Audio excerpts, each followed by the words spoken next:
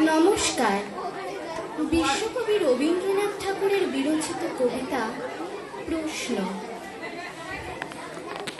ভগবান, তুমি যুগে যুগে দূত পাঠাইছ বারে বারে দয়াহীন সংসারে।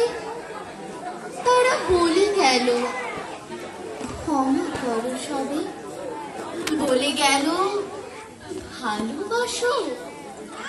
অন্তর হতে বিদ্বেষ বিষ নাশ।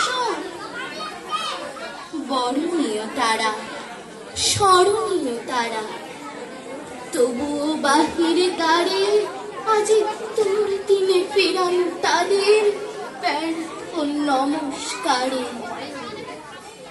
আমি যে দেখেছি কখনো হিংসা কপট রাত্রি ছায়ে হেমেছে নিঃসহায়।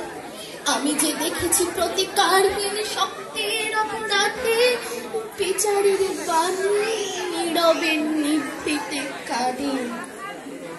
আমি যে দেখিনু তরুণ বালক উন্মাদ হয়ে ছোটে কি যন্ত্রণায় মরেছে পাথরের নিষ্ফল মাথা কুটে।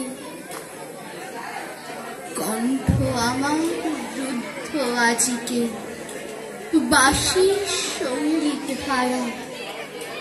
অমাবস্যার কারণ লুপ্ত করেছে আমার ভুবন দুঃস্বপনের তলে। তাই তো তোমার সুধাই অশ্রু জলে।